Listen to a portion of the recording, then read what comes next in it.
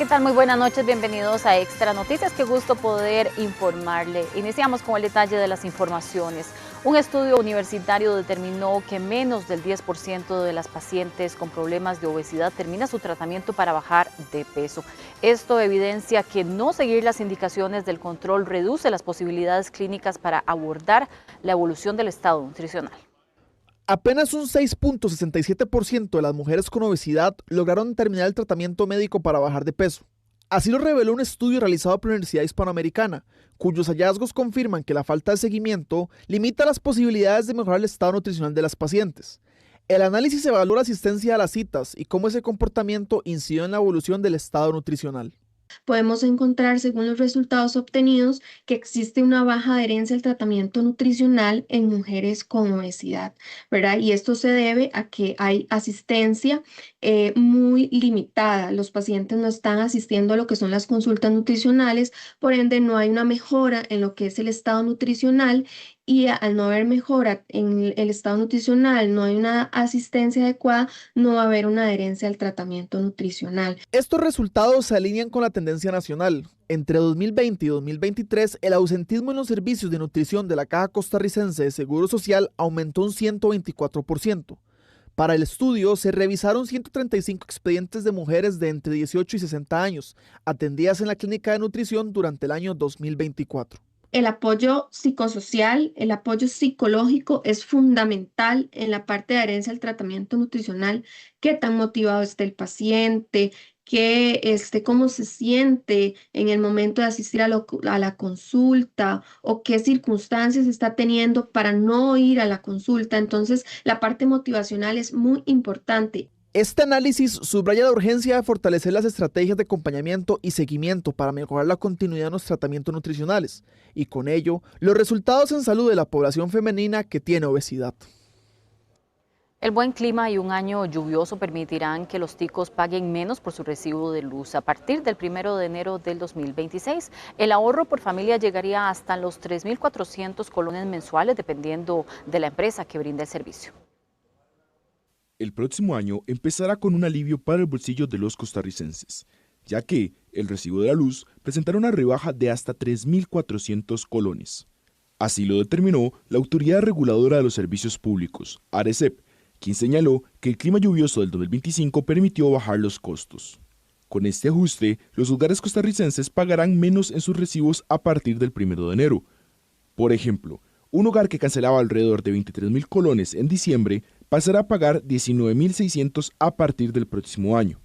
Esto debido a que la rebaja del ICE es de un 14.9%, es decir, cerca de 3.400 colones menos.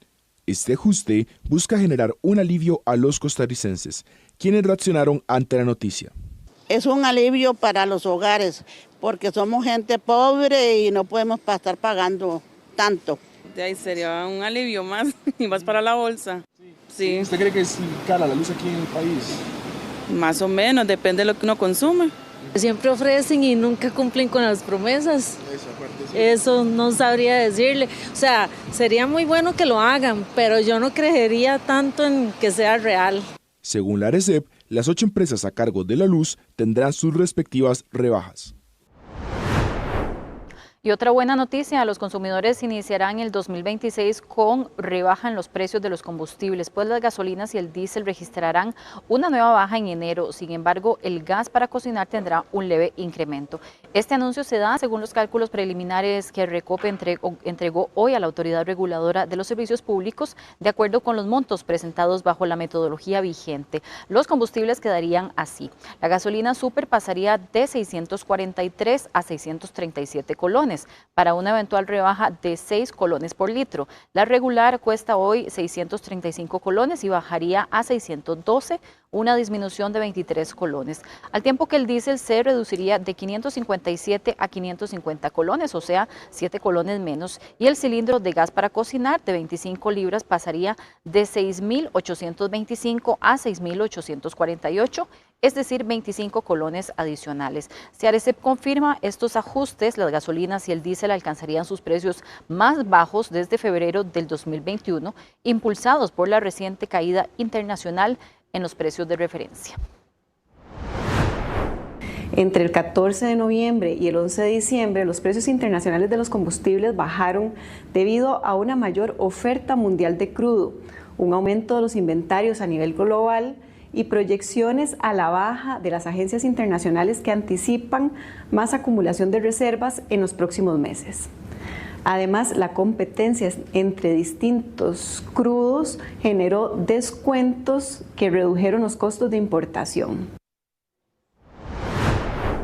Bueno, preste mucha atención si usted es conductor, ya que a partir del próximo 19 de diciembre, si le decomisan las placas de su vehículo, deberá esperar hasta enero para retirarlas.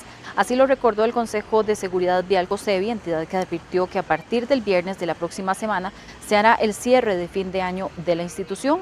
Es decir, si algún tránsito le multa con el retiro de las placas, usted deberá esperar hasta el 5 de enero del 2026, fecha en que volverán a abrir las oficinas. Además, el plazo para impugnar multas se extenderá hasta el 16 de enero siguiente. Y el Instituto Costarricense de Ferrocarriles brindará un servicio especial de trenes mañana sábado con motivo del Festival de la Luz 2025 que se llevará a cabo en el Parque La Sabana en San José. Según informó la institución, se habilitarán horarios especiales desde Cartago, Alajuela, Heredia y la Estación del Atlántico con destino a la parada de la Contraloría en Sabana Sur, permitiendo a los asistentes viajar de ida y regreso en tren. Las salidas hacia el festival serán a partir de las 4 de la tarde, mientras que los trenes de regreso saldrán de manera simultánea a las 11 de la noche desde el andén de la Contraloría hacia las estaciones de origen. Incofer confirmó que los trenes harán todas las paradas del recorrido y que las tarifas serán las regulares aprobadas por la ARECEP. El pago del tiquete podrá efectuarse en efectivo, con tarjetas bancarias y dispositivos electrónicos. Además, recomiendan consultar los horarios mediante las redes sociales oficiales, el canal de WhatsApp y la página web del Incofer. Inversiones, proyectos de infraestructura y nuevas iniciativas para fortalecer la transparencia institucional, eso destacó el rector de la Universidad de Costa Rica en su informe anual. Con esas palabras, el rector de la Universidad de Costa Rica, Carlos Araya, cerró su informe anual de labores en el que rindió cuenta sobre la gestión desarrollada desde su nombramiento como jerarca universitario el 18 de septiembre de 2024. Un mensaje cargado de proyectos que hemos impulsado durante el año, proyectos que pretenden una universidad más robusta, una universidad más fuerte, una universidad más consolidada y que dé mejores opciones a la ciudadanía costarricense. Sobre todo hice muchísima referencia al rol de las sedes regionales en la universidad.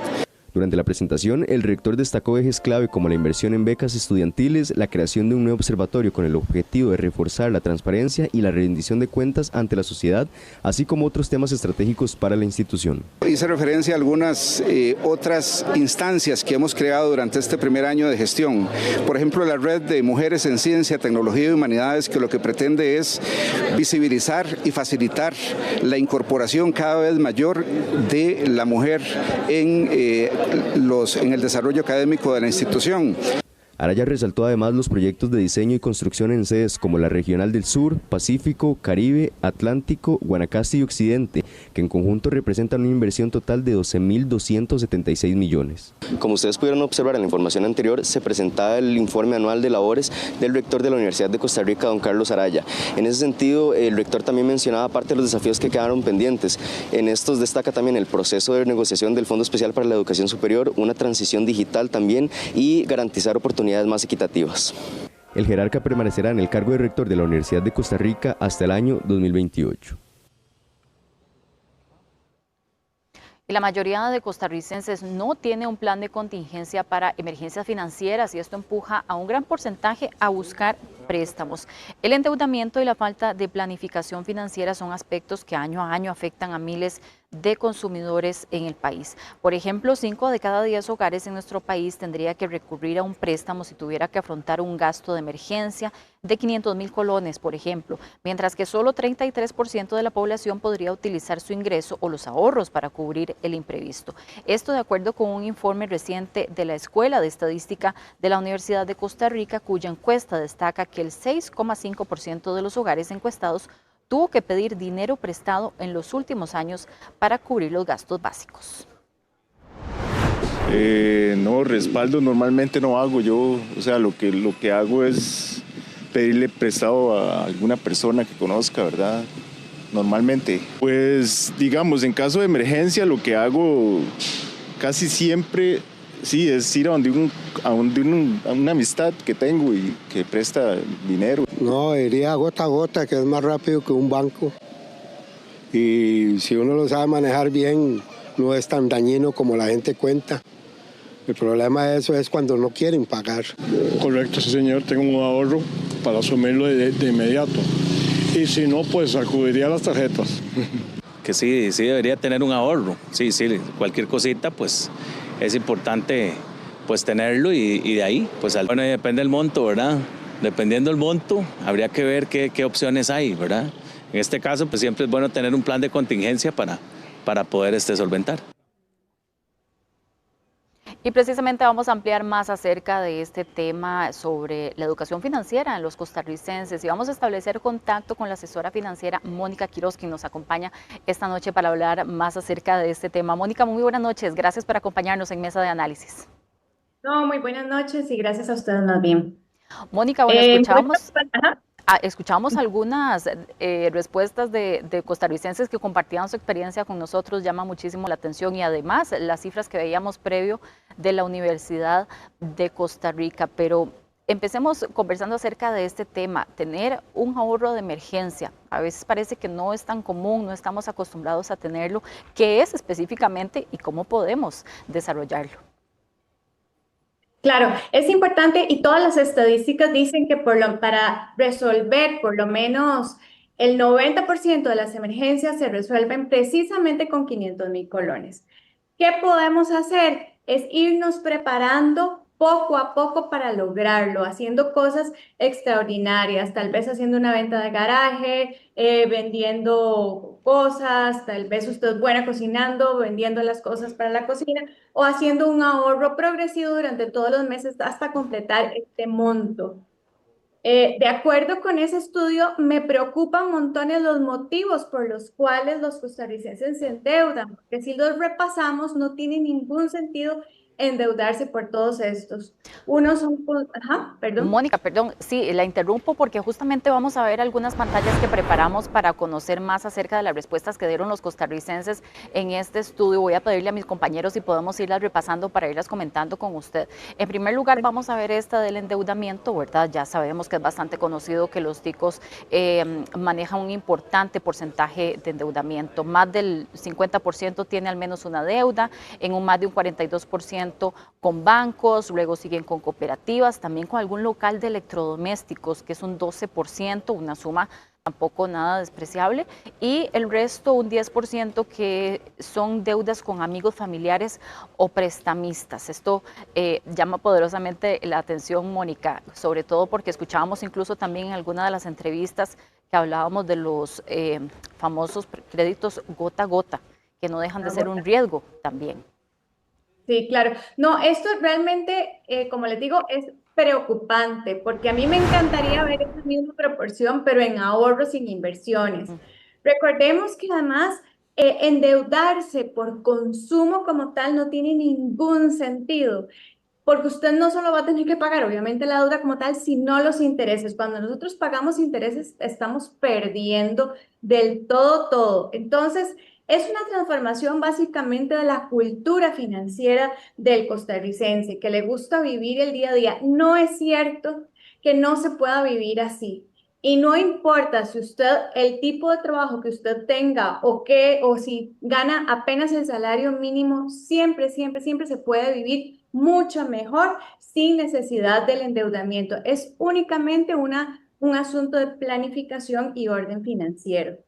Y vamos a ver también la siguiente pantalla porque ahí tenemos también otros datos que nos arrojan también información importante para poder aconsejar a nuestros televidentes. ¿Cuáles son estos motivos muchas veces del endeudamiento? Mónica, y usted bien lo mencionaba, gastos básicos, incluso de los que tenemos día a día, forman un 18% de este endeudamiento, una emergencia médica un 17%, comprar un vehículo también un 15%, comprar una casa un 13% y unificación de deudas, que es otra de los motivos por los cuales tienen alguna deuda los costarricenses. Y ahí estamos también viendo otros, que es la compra de electrodomésticos, porque tienen algún emprendimiento, o estudios también, que es en menor proporción.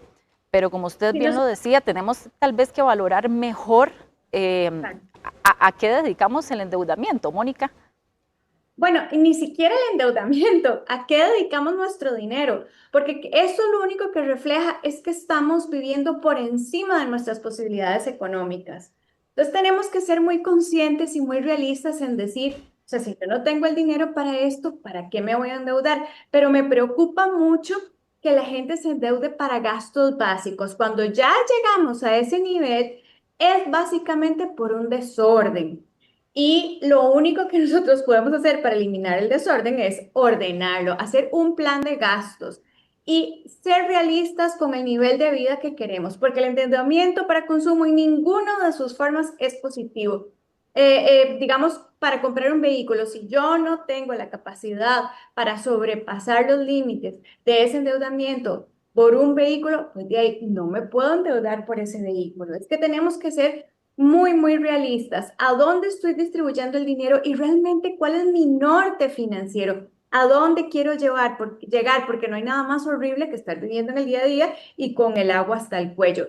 No es cierto que no se pueda vivir libre de deudas. Sí se puede hacer, pero es una cuestión de ordenarse, de amarrarse la faja y establecer prioridades inteligentes. Porque, por ejemplo, endeudarse por gastos básicos o endeudarse por compra de electrodomésticos, eso jamás tiene sentido. Usted termina de pagar un electrodoméstico, cuando terminó de pagar, no solo pagó el que compró, sino que compró 5, 6, hasta 7 electrodomésticos adicionales al que usted se llevó. Eso significa que usted sí tenía la plata para comprar ese electrodoméstico. Entonces, hagamos un poquito de análisis de cuánto termino yo pagando, porque hay otra cosa que hacemos los ticos y es yo puedo pagar esa cuota. No, es cuánto termino de pagar al final de cada endeudamiento. Y usted se va a dar cuenta que, por ejemplo, por una casa, usted no solo pagó su casa, sino que compró 3.5 casas adicionales.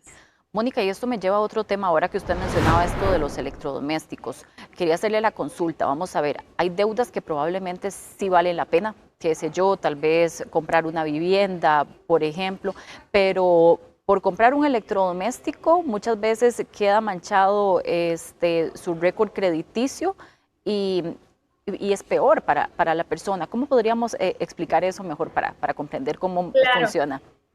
Digamos, la única deuda con la que yo, digamos, medio tengo un acuerdo es con la casa, porque evidentemente no tenemos $50,000 o $100,000 o lo que sea que cueste su casa, no la tenemos ahí en el banco, lastimosamente. Entonces, digamos que el préstamo de la vivienda es el único con el que yo podría coquetear. Pero, por ejemplo, por un electrodoméstico es que no tiene sentido. Es decir, usted lo que puede hacer es pagarse la cuota usted primero y decir, bueno, duro tanto en pagar esa refrigeradora, mejor me hago yo la cuota y cuando tenga la plata voy y la compro al contado. Pero no vas a comprar 5 refrigeradoras, que eso es lo que terminas pagando. Entonces, cuando la gente me dice, es que no tengo el dinero para... No, sí lo tiene. Nada más que usted se lo tiene que ahorrar primero. La palabra clave aquí, o las palabras clave son orden y ahorro. Y siempre que pagamos intereses salimos perdiendo porque le estamos regalando más de la mitad de nuestro dinero a las entidades bancarias o financieras, o peor aún a estos cuentagotas que sin palabras, ¿verdad? Mónica, y ahora precisamente estamos en una época en la que las personas reciben dinero adicional, aguinaldo, bonos. ¿Cuál es la mejor manera? Yo sé que esto varía muchísimo dependiendo de las personas, pero ¿cuál es ese análisis que deberíamos hacer cuando recibimos estos dineros extra a fin de año y que además hay más gastos también? Claro, lo que pasa es que eso del más gasto es relativo. ¿Por qué? Porque nosotros básicamente, ¿para qué gastamos? Es para la fiestera y para la regalera. ¿Por qué tenemos que enfiestarnos y regalar en diciembre? O sea, si estamos endeudados, que conste, ¿verdad? Si tenemos deudas, la prioridad debe ser pagar esas deudas, dejarnos un fondo de emergencia. Siempre es importantísimo ese fondo de emergencia, que es el colchón que nos va a permitir no endeudarnos precisamente. Y luego tratar de matar las deudas. ¿Cuál deuda mato primero? La más pequeña a la más grande. probablemente con todo el 100% del aguinaldo no pueda pagar el 100% de las deudas, pero por lo menos hacer el esfuerzo de darle un gran empujón y tratar de comenzar el año, ojalá en el mejor de los casos, cero deudas e ir ahorrando proporcional todos los meses para gastos adicionales como el marchamo, que para los regalitos de Navidad todos los meses vamos haciéndolo proporcional, vamos ahorrando un poquito. ¿Verdad? Que para la fiesta de fin de año, pues lo ahorramos durante el año. Así cuando tenemos el aguinaldo, lo que hacemos es terminar de pagar deudas y ahora sí, si no hay, qué rico usar todo el aguinaldo para ahorrar, para invertir, para convertir ese dinero en más dinero y más bonito, pues sí, unas vacaciones o un regalito. El problema es que si nos damos cuenta en qué usamos el dinero, nos queremos sentar a llorar porque es en pura tontera, básicamente. Justamente, Mónica, vamos a repasar una información también que era lo que mencionábamos al inicio, para revisar qué es lo que dice esta encuesta. ¿Cómo afrontaría un gasto inesperado? Esa es la pregunta que le hicieron en esta encuesta de la Universidad de Costa Rica a un grupo de costarricenses y estos fueron los resultados. ¿Cómo afrontaría ese gasto inesperado? Un tema de emergencia y un 47.4% dice que recurriría a un préstamo, un crédito con una entidad financiera. Un 33% sí tiene un ingreso propio que podría utilizar. Un 4.6% dice que del todo no podría hacerle frente a una situación de estas, un 4.5% recurriría a la venta de algún bien que tenga y un 0.9% aplicaría la reducción de gastos para poder buscar ingresos de alguna u otra manera. Y era un poco lo que revisábamos, Mónica, pero como bien usted lo decía, es posible buscar alternativas que sean más favorables para la salud financiera de nuestro hogar. Claro, vea qué interesante. Ese 0,9% para un gasto inesperado, precisamente eso debería estar en primer lugar, hacer una reducción de gastos.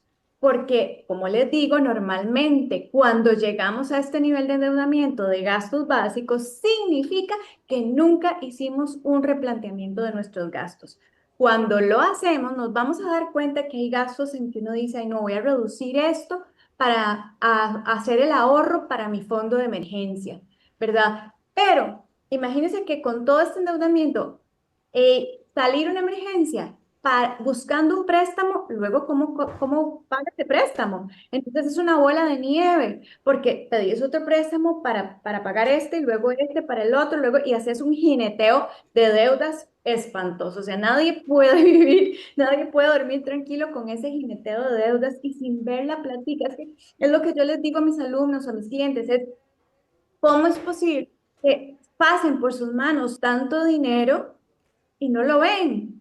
Pero es precisamente porque no está el orden establecido, las prioridades establecidas. La deuda es un cáncer. Matar ese cáncer con más deuda no tiene sentido.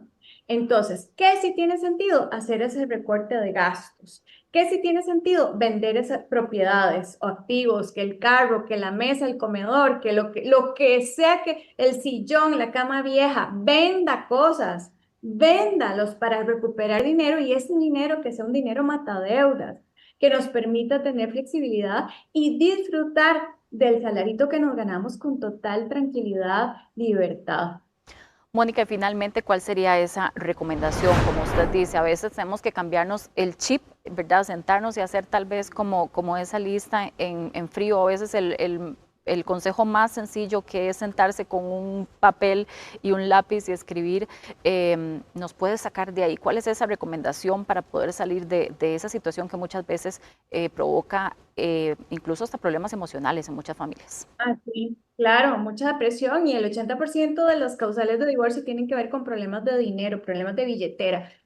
Lo más sencillo es algo muy profundo, y es que usted se siente y piense a dónde quiere llegar usted, en su nivel de vida, en su estilo, en todo. Escriba y cómo va a lograrlo, escríbalo.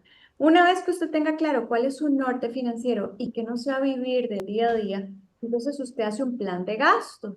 Es muy sencillo, usted se siente y dice, bueno, comida, para luz, electricidad, transporte, escuelas, ¿verdad? Todo eso, escríbalo, véalo, obsérvelo, ¿verdad? Y a partir de ahí empiece a tomar decisiones inteligentes con ese dinero. ¿Qué va a hacer? Y una parte importante, dentro de ese plan de gastos, incluya el ahorro, como sea. Puedes descargarlo automáticamente en cualquiera de los bancos, como sea, pero el ahorro tiene que ser prioridad y digamos, la base de los ahorros o de las inversiones debe ser ese fondo de emergencia, que precisamente las estadísticas a nivel latinoamericano dicen que debe ser por lo menos 500.000 colones para resolver el 90% de las emergencias.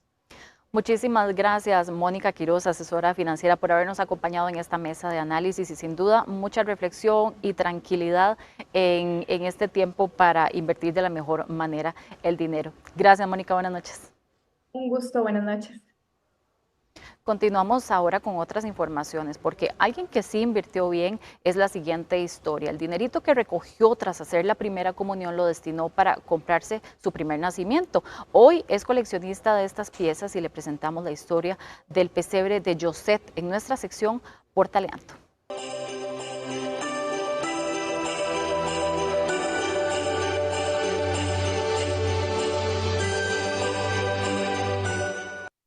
La tradición y la fe desde el seno del hogar fue lo que llevó a Joseph, este joven vecino de Grecia, a desarrollar el gusto por la elaboración del portal. Él y su familia no conciben la celebración de la Navidad sin dedicar un espacio a la historia que recuerda el nacimiento del Hijo de Dios. Recuerdo que el día que hice la primera comunión, con el dinerito que recogía uno, ese dinero, compré el primer pasito, ¿verdad? Ahí está, ¿verdad? Guardado.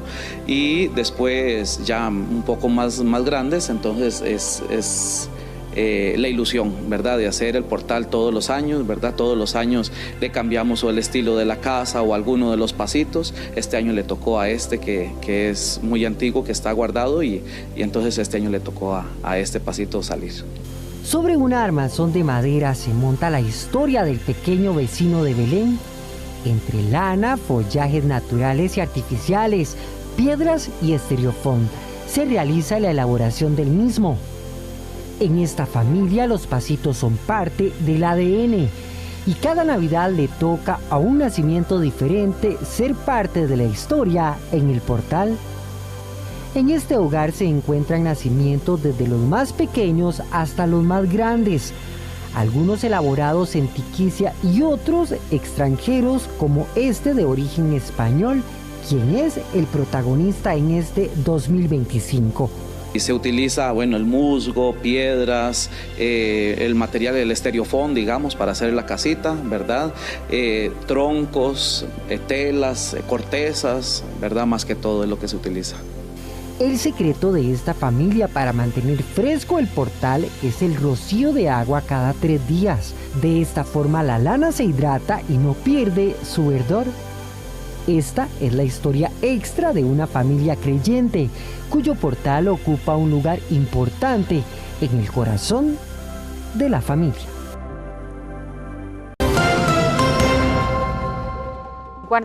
Guardacostas reportó que la embarcación detenida ayer en aguas del Pacífico transportaba un total de 2.504 paquetes de marihuana. El conteo estuvo a cargo de oficiales del Grupo de Operaciones Especiales del Servicio Nacional de Guardacostas del Ministerio de Seguridad Pública, tras interceptar la embarcación a 50 millas náuticas al sur de Cabo Matapalo, en el Pacífico Sur del país.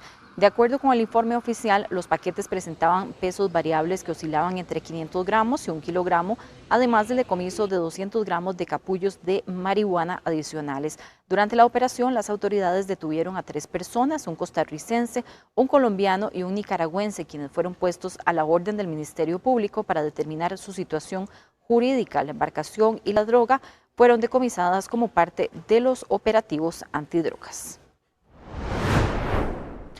Y un grave accidente de tránsito ocurrió minutos antes de las 4 de esta tarde sobre la ruta 32, a unos 150 metros al este del puente sobre el río Costa Rica, en el sector de la Marina de Guapiles, en sentido Guapiles-San José.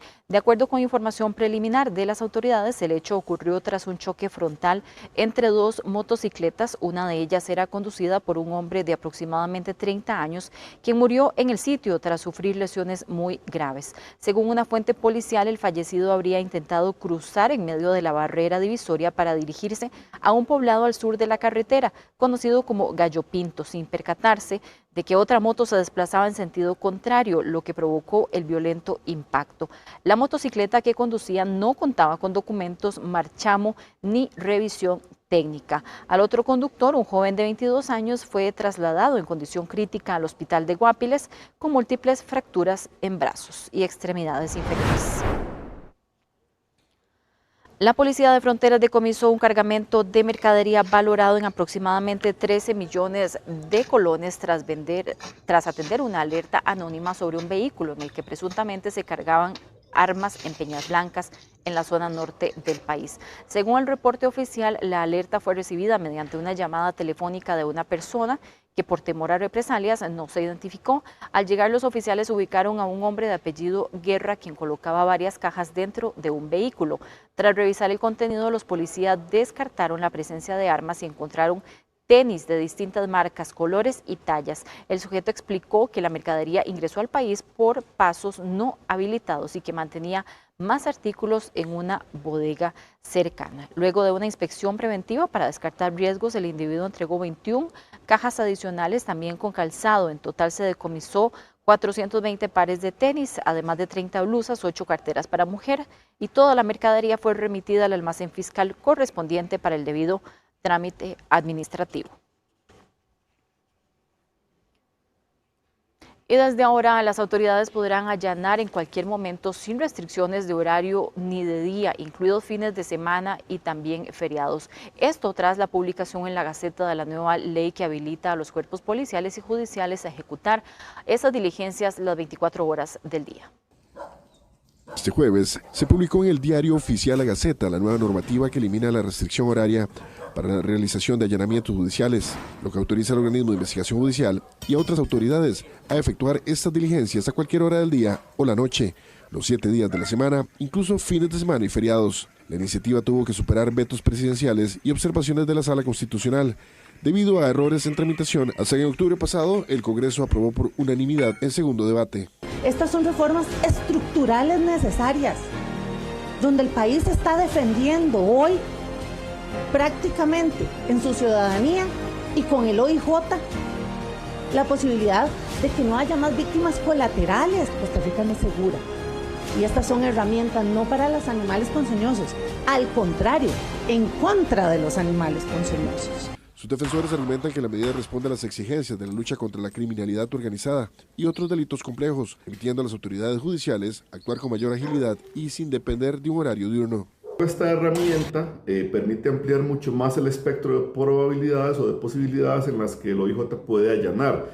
Específicamente se va a poder allanar en casos en investigación, y esto es especialmente beneficioso para las fuerzas policiales porque es más seguro para las fuerzas policiales, valga la redundancia, allanar de noche cuando los presuntos sospechosos o intervenidos están probablemente dormidos. Hay menos riesgo para la comunidad, hay menos congestionamiento vial, hay toda una serie de factores que facilitan la operación policial per se. La reforma modifica el artículo 193 del Código Procesal Penal, dejando atrás la limitación que exigía que estos procedimientos solo se realizaran entre las 6 de la mañana y 6 de la tarde, salvo excepciones justificadas ante un juez. Información compartida por la Administración para el Control de Drogas, la DEA, indica que en el territorio nacional operan 8 células vinculadas a cárteles mexicanos, dedicadas a coordinar rutas de tráfico, almacenamiento de cargamentos y apoyo logístico para vuelos clandestinos.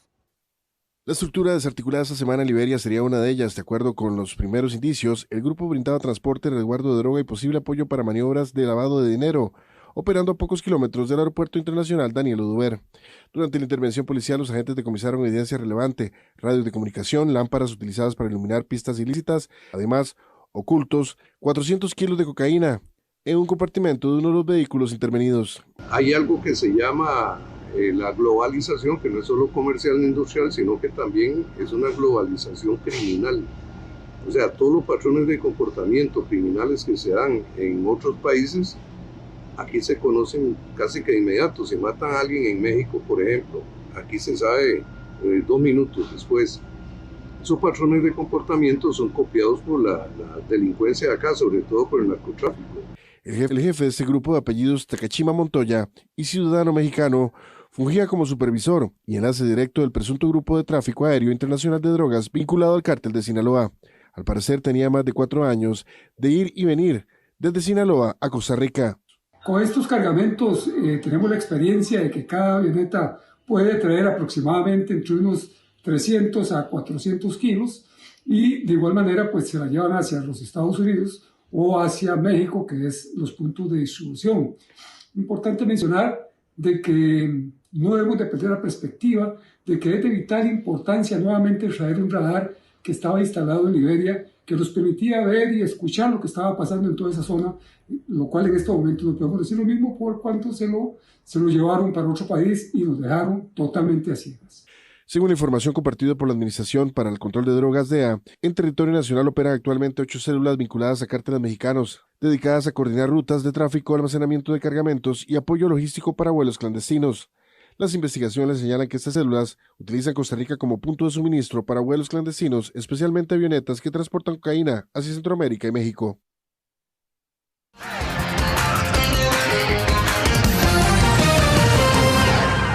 ¿Qué tal? Muy buenas noches, bienvenidos a los deportes. A pesar de haber sacado un buen resultado de visita ante el cartaginés, en Saprissa aún no se confían para el juego de vuelta. La ilusión morada está más viva que nunca. El conjunto tibaseño sacó una victoria importantísima para mantener las aspiraciones del título 41 con vida. A pesar del triunfo, fiel a su estilo, Vladimir Quesada pide calma. Sabe que es un buen resultado, pero aún no pueden cantar victoria.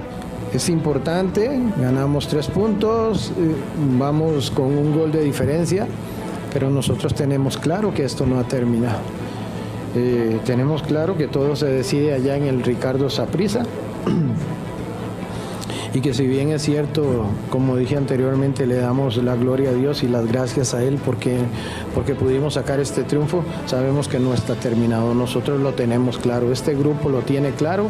Los jugadores sapricistas saben que tienen la iniciativa y por más que la ventaja sea mínima tienen que sacarle provecho y además que cerrarán en la mítica cueva, como bien lo dice Sebastián Acuña. Sí, claro, una ventaja que tal vez es corta, pero tenemos que ir allá pensando en que estamos 0-0, no podemos ir relajados ni nada por el estilo, así que a buscar el partido y intentar golpear primero para manejarlo. Aún así los morados saben que tienen que ser cautelosos, debido a que el equipo blanquiazul cuando va a la ofensiva puede ser muy peligroso.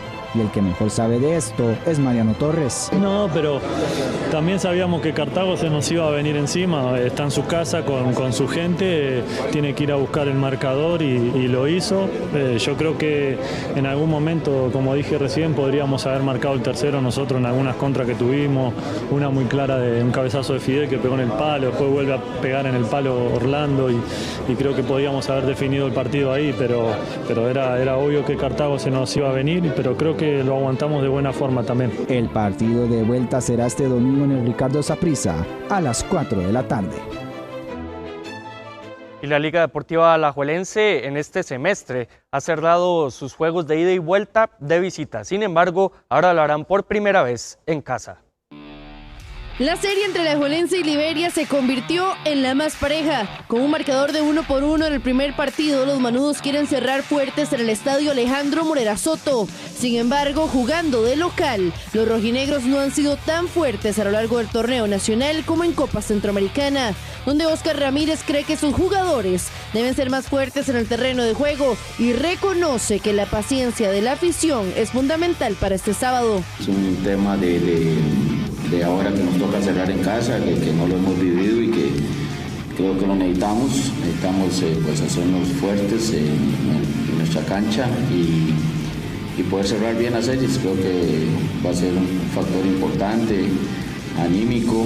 Dios quiera, pues también la afición, yo sé que está muy ansiosa, que tiene esas ganas, pero esto se gana con paciencia y los momentos hay que buscarlos y pues poderlos cristalizar de la mejor manera. Ramírez también aseguró que Liberia sorprendió con lo que mostró en el Edgardo Altodano, ya que entre Saprissa y otros clubes era muy agresivo en el ataque. Sin embargo, en la semifinal ida, los Coyotes reforzaron el bloque del mediocampo y se hicieron más fuertes con la posición del balón. Y al cambiar su forma, porque durante todo el campeonato el profesor Cardoso pues, fue muy ofensivo, fue buscar el partido. De hecho, al Saprissa buscó el partido contra nosotros, pues de alguna manera sorprende, planteando el bloque más intermedio, más tirando a hacer un bloque fuerte, y pues con el penal se les fortalece su forma, y después tuvimos que pues buscar el partido, tuvimos que asumir el control del juego con los riesgos que implica dejar espacios, luego con una cancha muy amplia, él con su fortaleza tratando de molestarnos más, de ver si podía ampliar el marcador. Nosotros hicimos el desgaste primario, por decirlo de alguna manera, ya con los cambios vino un segundo aire y por una de las formas que es la media distancia, pues se logra el empate. Diego Campos y Washington Ortega serán baja para el compromiso de este sábado, mientras que Rashid Parkins y Anthony Hernández regresarían a la convocatoria para enfrentar al cuadro de la Ciudad Blanca. Y el técnico del Cartaginés, Andrés Carevic, salió muy molesto por el segundo gol del Saprissa. Algunos jugadores aseguran que es la táctica fija, se trabajó hasta 45 minutos en los entrenamientos. Tras la derrota del Cartaginés ante el Saprissa en el primer juego de la semifinal, Andrés Carevic salió muy molesto, y es que el primer gol morado pudo haber sido un poco fortuito, pero el segundo desató la furia del entrenador brumoso, ya que dejaron a Kendall Waston prácticamente solo. Y realmente lo que decís es la llamada de atención que le hice ahora terminado el partido. Nosotros trabajamos el día antes la táctica fija y realmente no se hizo lo que se trabajó. Entonces mi molestia con ellos, y se lo dije, es que no puede ser que en una instancia tan decisiva, trabajando un montón de tiempo esas acciones y no llevarla a cabo. Entonces creo que nos va a servir para lo que viene, y realmente creo que una de las cosas que más me molestó hoy fue la táctica fija, que la veníamos desarrollando muy bien y hoy realmente no se hizo de la forma que habíamos trabajado. Mientras tanto, los jugadores blanquiazules aceptan la falta de desconcentración y los errores puntuales que trabajaron en la táctica fija durante la semana. Pero ayer trabajamos 45 minutos, puro balón parado, y el equipo se vio bien. Pero los detallitos es lo que nos está jodiendo, los detallitos, porque llegamos allá a Marco, no lo estamos haciendo, estamos jugando bien, pero si fallas un toquecito atrás, te hace un gol, son equipos grandes y no te perdonan. Y yo siento que las semifinales hay que jugarlas con todo, no se puede regalar nada, no es el que juega mejor, así es el que no regala nada, y la verdad es que un poco una sensación difícil, porque tenemos que ganar aquí, tenemos que ganar, estamos en casa, no podemos perder en nuestra casa, pero ahora de llegar al estadio de ellos y sacar un buen resultado para pasar a la final. Sí, sabemos que el profesor trabaja mucho ese tipo de situaciones. Ayer lo trabajamos bastante, si él lo dice hay que aceptarlo, ¿verdad? Nosotros tener esa humildad para saber que tal vez no hicimos lo que él nos pedía, y bueno, ya sabemos que no puede volver a pasar, que el próximo partido sí tenemos que hacer lo que nos dice, porque es algo que nos ha dado resultado, ¿verdad? En táctica fija somos fuertes también. Cartaginés ahora tiene que voltear la serie a su favor, pero tendrá que hacerlo de visita en el estadio Ricardo Saprissa este domingo a las 4 de la tarde. Esto es todo por los deportes. Gaby, yo vuelvo con usted para esta cierre de edición de Mesa de Análisis. Muchas gracias, José. Buenas noches. Buenas noches. Así llegamos al final de nuestra edición. Muchas gracias por habernos acompañado. Que tenga un excelente fin de semana. Buenas noches.